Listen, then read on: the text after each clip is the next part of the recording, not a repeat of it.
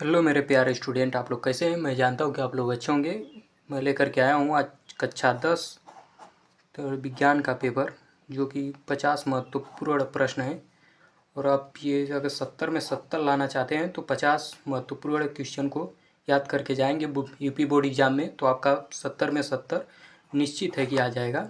इससे बाहर कुछ नहीं आएगा। आप यही 50 महत्वपूर्ण प्रश्न को रट लीजिएगा। वीडियो को स्किप मत करिएगा, वीडियो पूरा देखिएगा, तभी आपको समझ में आएगा। ठीक है। पहला क्वेश्चन है संयोजन तथा विभोजन अभिक्रिया। ये भी इम्पॉर्टेंट है, वेरी वेरी मोस्ट इम्पॉर्टेंट है। यूपी बोर्ड एग्जाम में 4 नंबर में आता है। दूसरा है ऊष्माक्षेपी तथा ऊष्माशोषी अभिक्रिया। ये भी 4 नंबर में पूछा जाता है। ये दोनों इम्पॉर्टेंट है, हर साल यूपी बोर्ड एग्जाम में आते हैं। रासायनिक समीकरण संतुलित करने की विधि, ये भी मोस्ट इम्पॉर्टेंट है, इसे भी याद कर लीजिएगा। ये भी हर साल यूपी बोर्ड एग्जाम में पूछा जाता है। अम्ल क्षार तथा लवण की परिभाषा और उदाहरण, ये भी इम्पॉर्टेंट है। अम्ल क्षार तथा लवण की परिभाषा पूछ देता है या फिर अंतर पूछ देता है। ये भी वेरी वेरी मोस्ट इम्पॉर्टेंट है, हर साल यूपी बोर्ड एग्जाम में आता है। बेकिंग सोडा बनाने की विधि, धावन सोडा बनाने की विधि, ये दो जो है ये हर साल यूपी बोर्ड एग्जाम में आते हैं। ये टिपिकल के रूप में भी आ जाते हैं या फिर इनका दे देता है, इन लोगों को सूत्र भी दे देता है या फिर सूत्र पूछ लेता है। दोनों में से ये आते ही आते हैं। इनका सूत्र की तो टिपिकल में दे देगा, पूछेगा ये किसका सूत्र है, बेकिंग सोडा धावन सोडा, इस तरह से ऑप्शन में दे देता है। या फिर कह देगा कि बेकिंग सोडा का सूत्र बताइए या फिर उनका विधि लिखिए। ये भी इम्पॉर्टेंट है, जो कि हर साल यूपी बोर्ड में आता है। उदासीनीकरण अभिक्रिया, ये भी इम्पॉर्टेंट है। धातु और अधातु में अंतर पूछता है या फिर गुणधर्म पूछ लेगा। ये 4 नंबर में आता है, 4 नंबर में पूछता है, हर साल यूपी बोर्ड एग्जाम में आता है, इम्पॉर्टेंट है। विद्युत रासायनिक श्रेणी, 9 वाला है धातु और अधातु में अंतर। धातु और अधातु का अंतर पूछता है या फिर गुणधर्म लिखने को बोल देगा। ये 4 नंबर में आता है, ये भी इम्पॉर्टेंट है परीक्षा की दृष्टि से। विद्युत रासायनिक श्रेणी इम्पॉर्टेंट है। संतृप्त तथा असंतृप्त, ये परिभाषा पूछ देगा या फिर अंतर पूछ देगा, 4 नंबर में आता है। संजातीय श्रेणी इम्पॉर्टेंट है।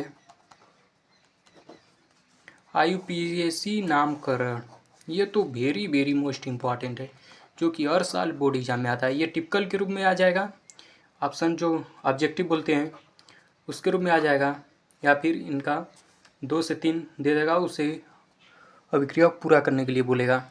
साबुनीकरण अभिक्रिया और स्टीलीकरण अभिक्रिया, ये दोनों मोस्ट इम्पॉर्टेंट है। इन दोनों में से कोई एक आता ही है, हर साल आता है।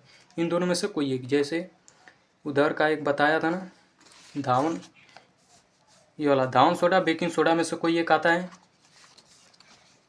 उसी तरह से इधर साबुनीकरण अभिक्रिया या फिर स्टीलीकरण अभिक्रिया, ये दोनों में से कोई एक आता है, ये इम्पॉर्टेंट है। अब आ जाइए पाचन तंत्र, जो कि पाचन तंत्र श्वसन तंत्र, ये दोनों भी इम्पॉर्टेंट है। इन दोनों में पूछ देगा अंतर बताइए, अंतर या फिर परिभाषा,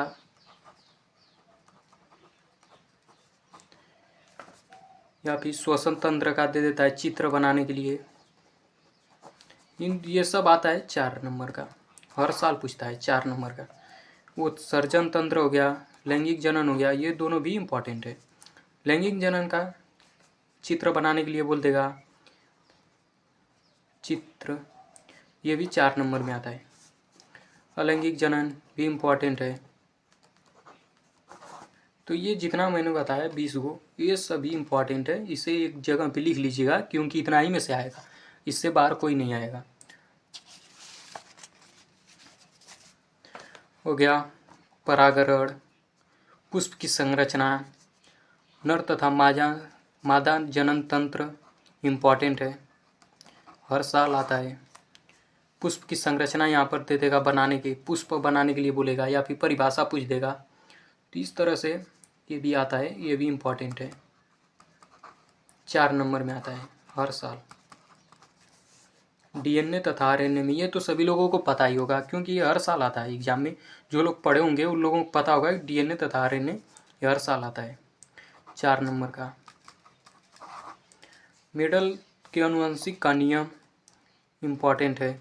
अगर आप लोग कहेंगे तो इस पर एक वीडियो भी बना दूंगा। एक संकर तथा द्विसंकर संकरण, ये भी इम्पॉर्टेंट है। लिंग निर्धारण की प्रक्रिया, ये भी इम्पॉर्टेंट है। मानव मस्तिष्क, वेरी वेरी मोस्ट इम्पॉर्टेंट है। ये हर साल आता है यूपी बोर्ड एग्जाम में, 4 नंबर का आएगा, लिख लीजिएगा। तंत्रिका तंत्र इम्पॉर्टेंट है। इसका बोलेगा चित्र बनाने के लिए 6 नंबर में आता है। परिभाषा लिखने के लिए बोल देगा। प्रकाश का परावर्तन, ये परिभाषा लिखने के लिए बोलेगा, जो कि 4 नंबर में आता है।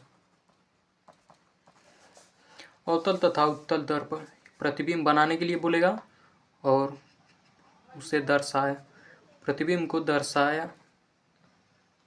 दर्शाने के लिए बोलेगा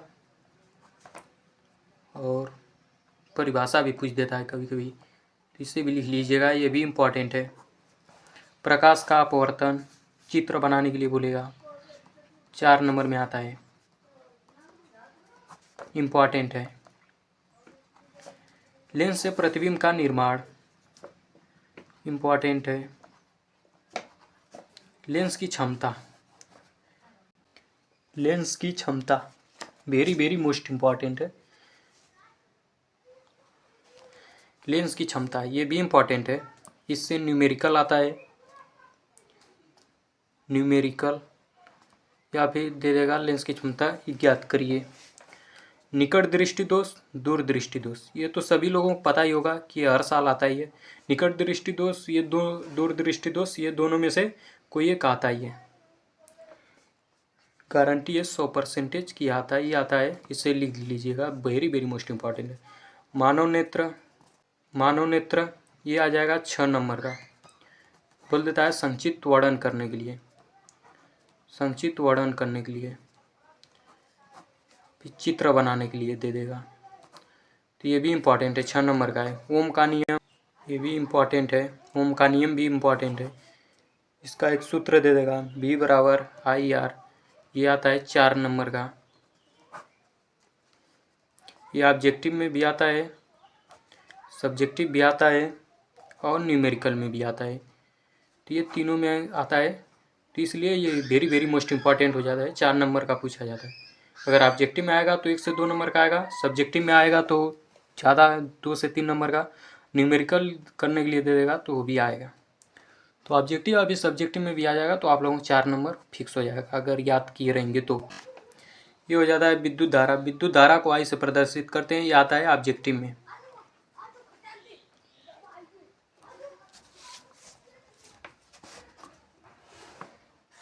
अब आ जाइए, अब आ गया 39वां, विद्युत प्रतिरोध को आर से प्रदर्शित करते हैं, ये भी सब्जेक्टिव या फिर न्यूमेरिकल में आता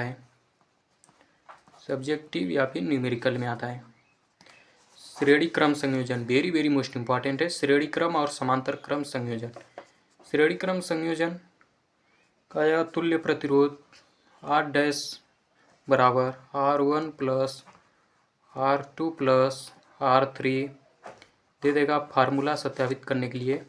अभी समांतर क्रम संयोजन का हो जाएगा तुल्य प्रतिरोध 1/1 R1 plus 1 R2 plus 1 R3 दे देगा, ये देगा इस सूत्र को सत्यापित करिए, ये आ जाएगा आप लोगों का 6 नंबर में आता है,